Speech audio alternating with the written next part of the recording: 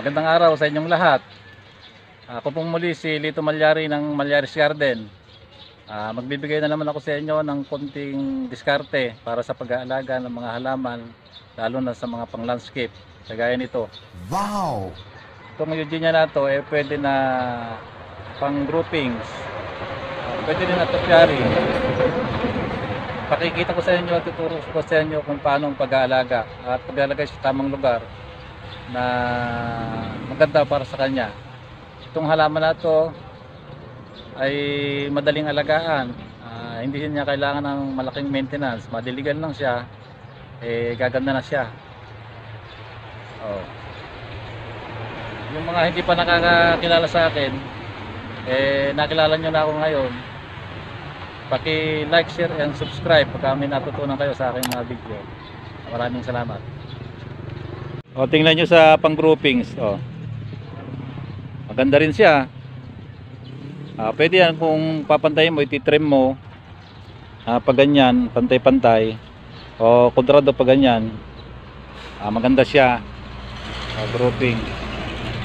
Itong halaman na to hindi kagati ng hayop. Hindi rin pagka natanim nyo na sa lupa, hindi na rin na masyado na inaabonohan, dilig-dilig na lang. Sa spray hindi rin masyado kasi hindi masyadong kinakagat ng hayop. Mas maganda rito kung nasa sa init. Pagka sa lamig siya, hindi masyado lumalabas yung yellow niya, medyo mag-green. Napakaganda sa pang-landscape ito. Pwede rin siya na topiary na isa-isa, pwede rin. Saka nyo lalagyan ng mga pang-design sa ilalim. Kunyari medyo malaki na siya, lalagyan nyo ng mga maliliit na halaman sa ilalim, pang-design. Pwede rin siya na pang ganito, na grouping siyang siya lang. Papakita ko sa inyo yung mga topiary. Ito yung mga tinutopiary ko dito. Ganyan.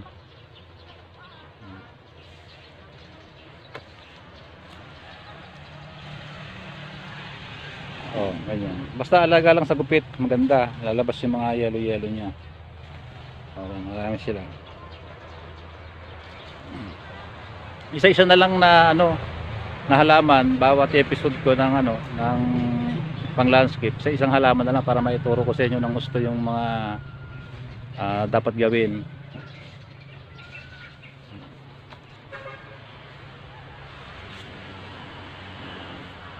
Ayan. Ay naman dito low maintenance. Madiligan lang kahit na napabayaan nyo, basta pinuntahan nyo na lang, pagkakuan, itrim nyo, okay na naman siya. Bahala na kayo kung anong gusto nyo na korte. Nasa sa inyo na yun.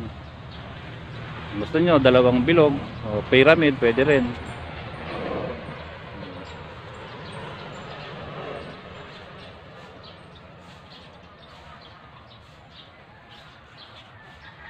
Lalo ngayon panahon ng paglalandscape ngayon, magtatagaraw na. Maraming magpapalandscape kasi pag tagulan konti nagpapalandscape kasi pag nag-design ka ng lupa na natitibag o kaya pag nagtatanim ka na ng halaman napuputik ang grass kaya mas maganda kung magla-landscape tagaraw kasi marami nagpapalandscape ng tagaraw. Yan yung mga ganyan ko.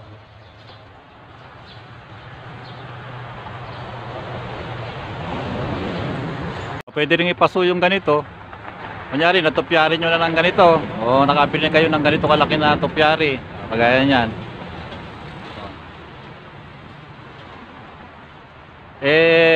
Wala naman kayong pagtataniman o ila-landscape. Sa paso nyo ilagay. Pero kung ganito kalaki, dapat malaki ang paso. O kagaya niyan. Kaya nyo rin magtopyari kung ayan, may sanga pa siya dyan sa ibaba. Ayan. Isang puno lang yan. Meron din isang bilog dyan. Isa. Doon meron din. Doon. Ayan, medyo malaki yung paso niya. Ganyan. Yung plastic niya. Kung wala kayong paglalandscapean, ipapaso, pwede rin. Laki-lakihan nyo na lang. Pero kung hindi nyo naman gusto palakihan ng gusto nyo yung topiary, pwede rin naman yung maliit na paso. Hindi siya makakalaki ng gusto, alagaan nyo na sa trim. Kapag nakapaso, kailangan abunuhan nyo. Kahit na Pag urea lang, pwede na. Abo-abonuhan nyo lang. Mapapalusog nyo din ng ganyan. Ganyan kaganda. Pero pag yung kagaya nung nandun, yung mga ganon, ganito, kahit na medyo ganyang kalaki, medyo maliit-liit din ang paso. Ganyan, bibili ninyo. Maganda panglagay sa harap ng bahay. Saka siksik na siksik ang dahon nito. Yelong yelo.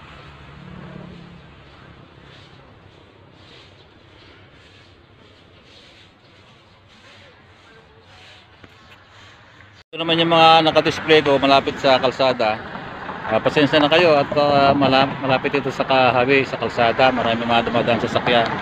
Tingnan nyo pagka kunyari ganyan, tupyari na bilog na malaki na ganyan. May mga maliliit na design sa ibaba na mga halaman, kunyari ganyan, pandakake. Magandang tingnan. Tingnan nyo. Madali lang bilugin yung halaman na to kasi siksik ang mga dahon. Siksik agad siya, ganyan.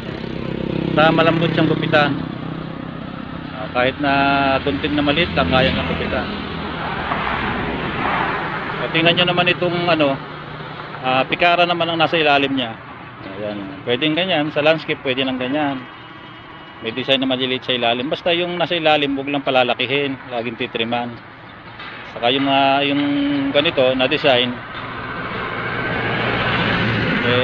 alaga lang sa trim. Huwag lang pabayaan na yung mga pang-ibaba, uberan niya yung pinaka-puno niya, design niya.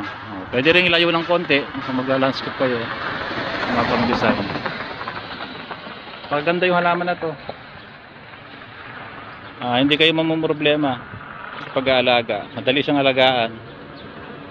Pwede rin sa lilim, kaya lang hindi lang malabas yung yung yellow niya. Kaya dapat sa init. Pero hindi siya mamamatay pagka nasa lilim. Magi-green lang siya.